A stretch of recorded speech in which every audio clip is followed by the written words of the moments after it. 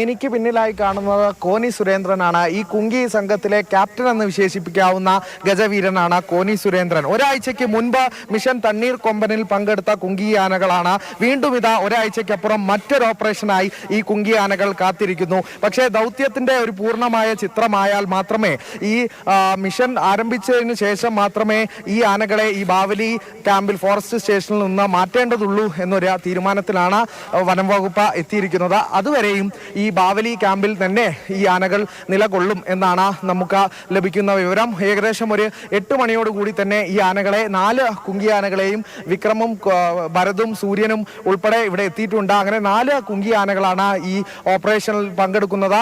ഈ ആനകളെല്ലാം ഇപ്പോൾ ഈ ബാവലിയിലാണ് നിലകൊള്ളുന്നത്.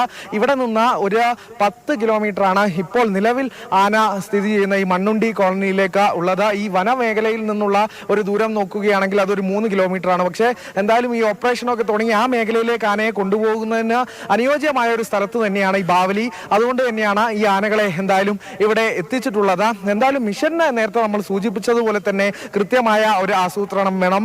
ആനയെ പുലർച്ചെ മുതൽ തന്നെ ട്രാക്ക് ചെയ്യാനുള്ള നടപടികൾ വനം വകുപ്പ് ആരംഭിച്ചിട്ടുണ്ട്. പക്ഷേ ഇപ്പോഴും ഈ റേഡിയോ കോളറിൽ നിന്ന് ലഭിച്ച വിവരം അനുസരിച്ചുള്ള ഒരു വിവരമല്ലാതെ കൃത്യമായി ഏത് തരത്തിലെ ഒരു നീക്കത്തിലേക്ക് വനം വകുപ്പ് കടക്കും എന്നുള്ള വിവരങ്ങളൊന്നും നമുക്ക് എന്തായാലും ഭാവി എന്താണ് എന്ന കാര്യത്തിൽ ഇപ്പോഴും ഈ അനിശ്ചിതത്വം തുടരുകയാണ് എന്ന് വേണം മനസ്സിലാക്കാൻ. ഇപ്പോൾ ഈ കോന്നി സുരേന്ദ്രൻ അടക്കം അവയെ ബാവലിയിൽ ഈ കുങ്കിയാനകളെ എത്തിച്ചിരിക്കുന്നു, 4 കുങ്കിയാനകളെ. പക്ഷേ ഈ സ്പോട്ടിലേക്ക് ഇതുവരെയും കൊണ്ടുപോകാത്തത് ആന എവിടെയാണ് എന്നത് കൃത്യമായി വിവരം ലഭിക്കാത്തതായിരിക്കാം ഒന്നാമത്തെ കാര്യം.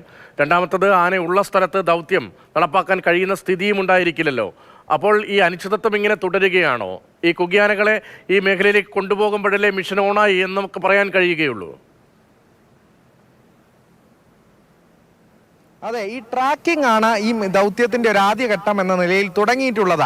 അതിനുശേഷം ഈ ആനയെ അനുയോജ്യമായ ഒരു സ്ഥലത്തെത്തിക്കാൻ സാധിച്ചോ, എങ്കിൽ മയക്കുവെടി വെക്കുന്നത് എങ്ങനെയായിരിക്കും എന്നുള്ള കാര്യങ്ങളൊക്കെ ഉറപ്പുവരുത്തിയതിനു ശേഷം മാത്രമേ ഈ കുങ്കി ആനകളെ അങ്ങോട്ട് കൊണ്ടുപോകുന്നതിനെ പറ്റി ചിന്തിക്കേണ്ടതുള്ളൂ രതീഷ. എന്നാലും നിലവിൽ ആനയെ ട്രാക്ക് ചെയ്യുക എന്നൊരു വലിയ മിഷൻ തന്നെയാണ്, ദൗത്യത്തിന്റെ ആദ്യഘട്ടം തന്നെയാണ്. അതിനുശേഷം മാത്രമേ ഈ ആനയെ മയക്കുവെടി ഉൾപ്പെടെ, മയക്കുവെടി നേരത്തെ കമൽ സൂചിപ്പിച്ചതുപോലെ ഒരു അവസാന ഘട്ടമാണ്. അതിനു മുൻപ് ഈ ആനയെ ട്രാക്ക് ചെയ്യേണ്ടതുണ്ട്, അനുയോജ്യമായ ഒരു സ്ഥലത്തേക്ക് എത്തിക്കേണ്ടതുണ്ട്, ഈ മയക്കുവെടി വെക്കാനുള്ള സാഹചര്യങ്ങളൊക്കെ ഒരുക്കേണ്ടതുണ്ട്. അത്തരം നടപടികളെല്ലാം പൂർത്തിയായതിനു ശേഷം മാത്രമേ കുങ്കി ആനകളുടെ ഒരു ആവശ്യം അവിടെ അനിവാര്യമായി വരുന്നുള്ളൂ എന്നുള്ള ഒരു ഘട്ടമാണ് ഇപ്പോൾ ഈ